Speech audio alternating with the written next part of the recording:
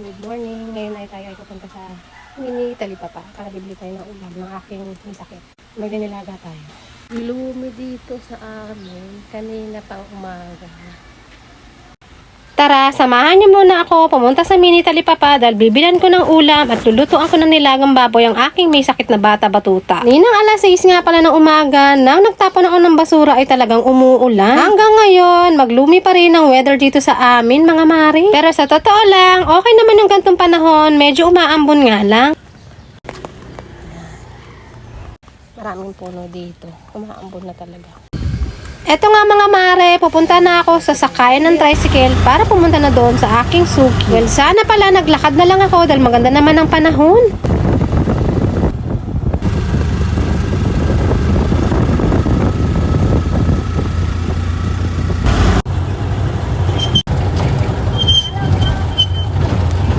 Pagpunta ko nga dito kay Lasuki mga mare, eto bumili na rin ako ng konting baboy at naglagay na rin ako ng buto-buto. Ewan ko, ako lang ba mga mare, gustong-gusto ko talaga hinahaluan ng buto-buto ang mga misabaw kong ulam. Bumili na rin pala ako ng patatas at kalamansi dyan mga mare, may nakalimutan pa pala ako. Eto nga, ang ginawa ko na lang mga mare, ay naglakad na lang ako pa uwi dahil ang ganda naman ng panahon. Naglakad, kahit may bitbit, baliktad. At pala kanina pagpunta ko na dito mini Talipapa, naglakad ako. Kung kailan naman may bitbit ako mabigat, saka naman naglakad.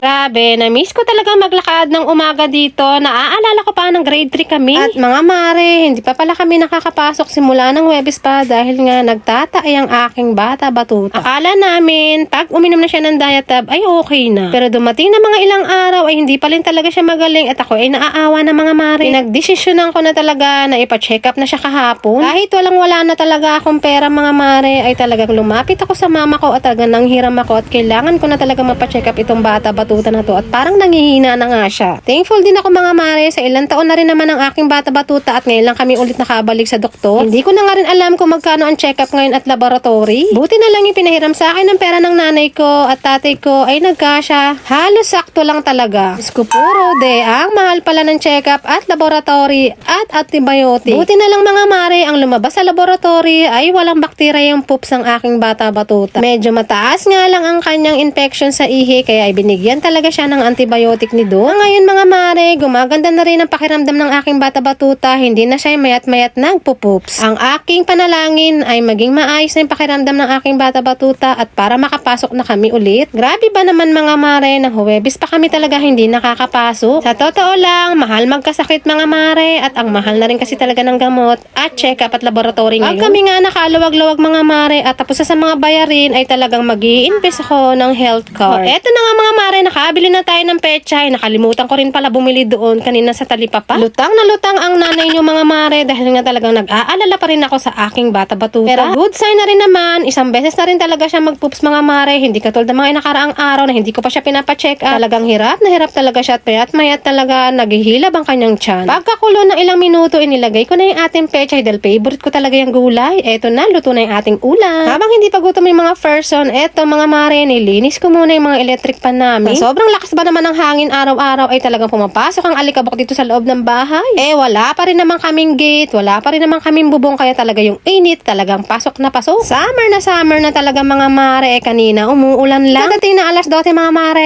eto kain na po tayo, saluhan nyo na po kami. Kailangan na rin kasi kumain ng bata batuta at kailangan na rin niya uminom ng antibiotic at iba niya pang mga gamot. Eto na naman tayo sa ating paulit-ulit na daily routine na isang nanay na stay at home. Mga mare, hanggang dito na lang po muna. Salamat sa panonood at God bless, mag-iingat.